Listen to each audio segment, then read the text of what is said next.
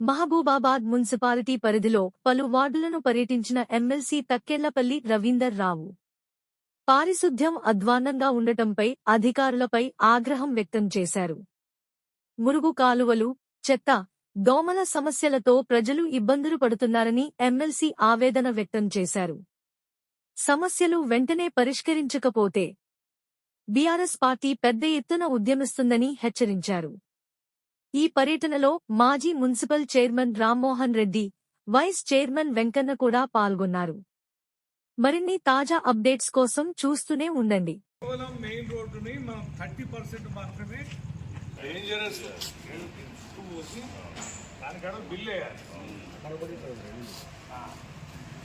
పాలక మండలి road damage అయ్యి ప్రధానమైన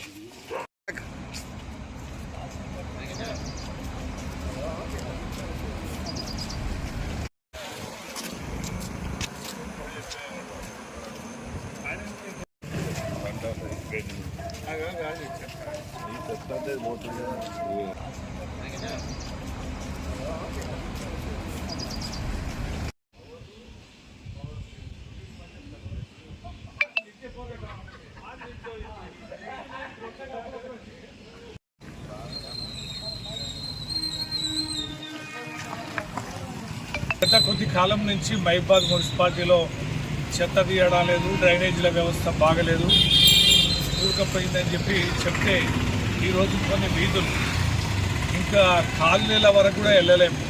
ప్రధానమైన వీధులన్నా కనీసం మీరు శ్రద్ధ ఏమన్నా ఉందా అని చెప్పని మేము ఒకసారి పరిశీలిస్తే అతి భయంకరంగా ఇంతటి దుర్గతిని మనం ఎప్పుడు కూడా చూడలేము. ఎక్కడ చూసినా కూడా చెత్త, చెదారం, ఆ యొక్క కలుపుగా మొలిచిన చెట్లని, పిచ్చి మొక్కల్ని తొలగించకపోవడం, డ్రైనేజీలు అయితే భూమికి సమానంగా బూడకపోయినాయి. తీయక ఎన్ని నెలలైందో.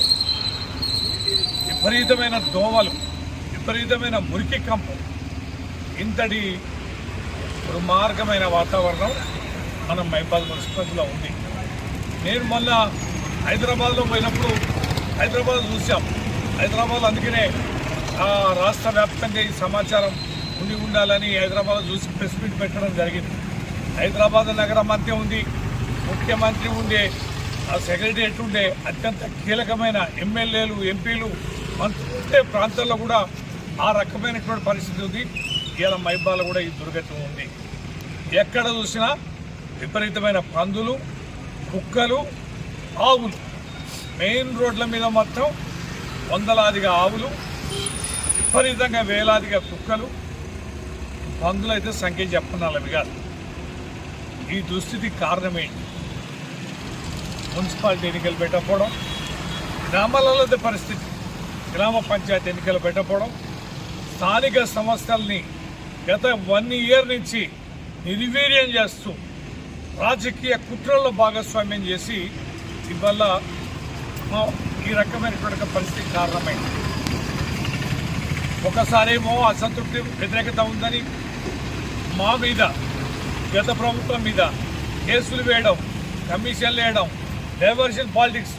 ఈ మునగాడి ముఖ్యమంత్రి గారు దీన్ని బాగు చేయడాట కానీ ఫ్యూచర్ సిటీ నిర్మిస్తా ఇంకేమంటాడు, అది మూసి ప్రాజెక్టును 1,50,000 కోట్లతోటి నేను బాగు చేస్తా, హైడ్రా మొత్తం చెరువులన్నింటినీ బాగు చేస్తా అని ఈ మొనగాడు పెద్ద డైలాగ్, పెద్ద కార్యక్రమాలు ప్రకటిస్తాడు. అరే నాయనా, ఈ ప్రగల్భాలు మానుకో, ఈ దుస్థితి చూసుకో. ఒక్కసారి ఎక్కడైనా నీ ఇంటెలిజెన్స్ వ్యవస్థని, నీ ఎమ్మెల్యేలని, నీ ప్రజాప్రతినిధులని, పార్టీలని అడుగు ఎంత దుర్మార్గమైన పరిస్థితి ఉందనేది.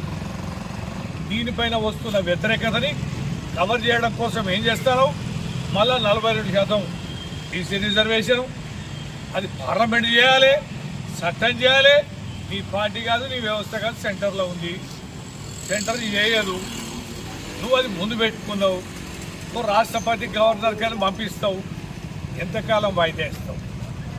ఇదే కౌన్సిలర్లు సర్పంచులు ఉంటే జనం ఓట్లేసి గెలిపించారు కనుక ప్రజలు నిలదీస్తారు. ఏంటి కౌన్సిలర్ గారు మా వార్డు ఇంత దుర్మార్గంగా ఉంది, చూకడా లేదు, చెత్త తీయడా లేదని. మంచినీటి కోస అట్లనే ఉంది.